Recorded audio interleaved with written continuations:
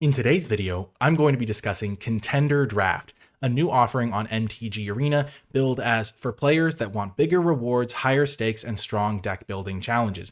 I'm going to be discussing what it is, whether you should play in it, and just my general thoughts about it as a whole. So basically, Contender Draft is a format where the entry fee is doubled compared to a Premier Draft. So instead of 1,500 gems or 10,000 gold, you're paying 3,000 gems or 20,000 gold. And considering that $1 like 1,000 gems is roughly like $5, an entry fee of 3,000 gems is like an entry fee of $15, just for some context.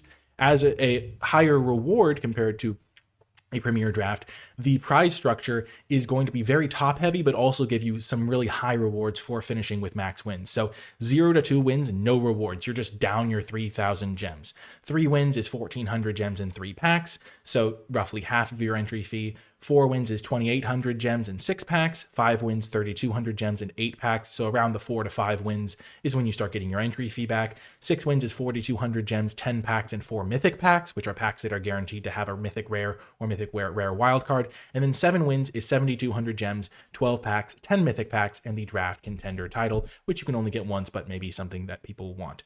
Anyway, before I get into the EV calculations, which I've done, I used some Python code that I found and modified from Dr. Frank Karsten, who is a PhD statistician and Magic the Gathering Hall of Famer, so he knows what he's doing. I took that code, ran it for this new event, and have come up with some EV calculations of what win percentage you would need to make this a profitable event to enter. I just wanted to briefly touch on a couple of things. First, one thing I learned about this event now that it has actually gone live is that you don't have to play against just Contender Draft people when you enter a Contender Draft. It is a ranked format. You will play against other Premier Drafters when you play a Contender Draft. So it's not like you enter Contender Draft and then immediately your win rate tanks because you start playing against like the best of the best. You enter a Contender Draft, and then once you're actually playing the games, I'm not exactly sure how the draft queues themselves function, whether you're playing against drafting against only other contenders, but I know for a fact that you play against just the general pool as a whole because a streamer was streaming a Contender Draft and played against another streamer who was streaming a Premier Draft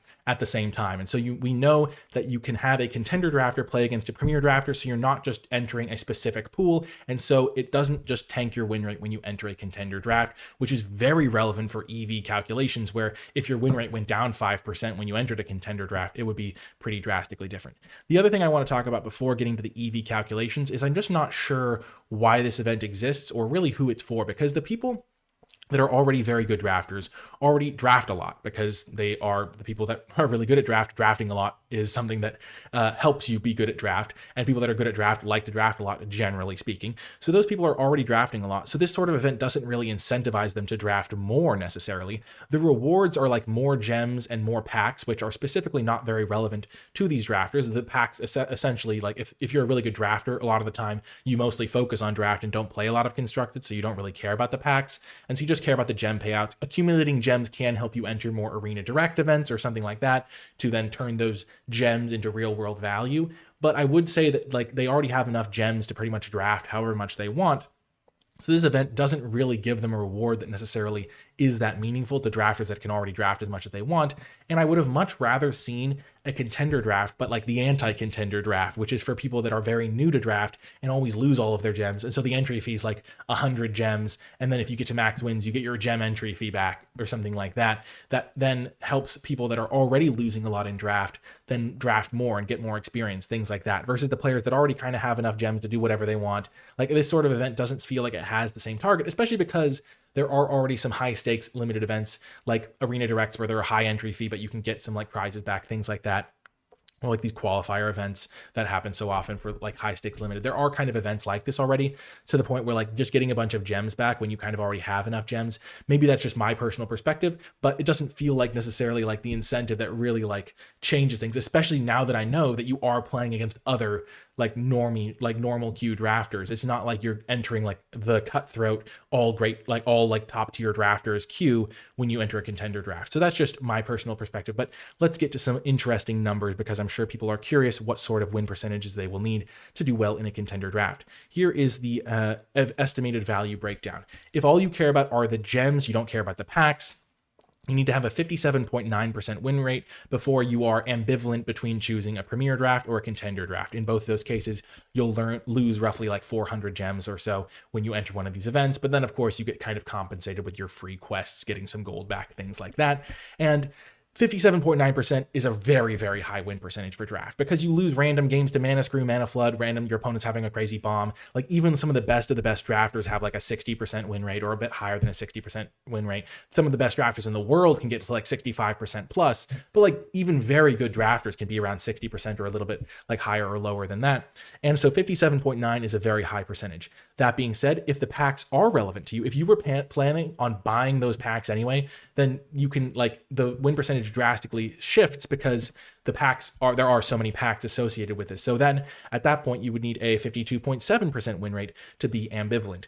However, I feel like most players that play a lot of limited are going to be somewhere in the middle. I call this the value draft payouts because if you value packs for the gems they get you to help you draft more because you've collected 4 of every rare. So the way that packs work on MTG Arena is if you have 4 of every rare, any extra copies of that rare get you 20 gems. For Mythics, it is 40 gems. And so you can kind of calculate every single pack I earn is going to get me like 22.5 gems because I'll get some percentage of them will be rares, some percentage will be Mythics. Every Mythic pack will get me a Mythic, so that's like 40 gems kind of. So if you do those calculations, then you get a win percentage of 56.7% before you are ambivalent between choosing a contender draft or a premier draft, which is a bit more like reasonable than 57.9, but still a very high win percentage. It is still also the sort of thing where you need to remember that you're not going to be drafting these things like thousands of times to get to this exact net value. Even if you have, let's say, an exactly 56.7% win rate, like that's hard to calculate regardless, but let's just say that's your win rate. You could have an experience where you just lose 2 drafts in a row. Those are your first 2 drafts. You're down 6,000 gems and you don't get to keep drafting. And then you're just kind of like sad and you feel bad. Whereas if you were just doing a premier draft, you'd have lost half as many gems. You'd get to keep drafting. You get to keep playing, presumably, and you would feel a little bit better about things. Maybe if you had like, let's say 6,000 gems and you don't have to like buy more gems or whatever that scenario ends up being. But that's just kind of how these things break down, where you could also like win your very first one and then you feel like really good and then you lose a couple more, whatever the thing ends up being. It's very swingy with these high contender draft payouts because so much of the reward is tied up in getting to 7 wins. So this is like the sort of things where if you do get to that max wins, you feel amazing.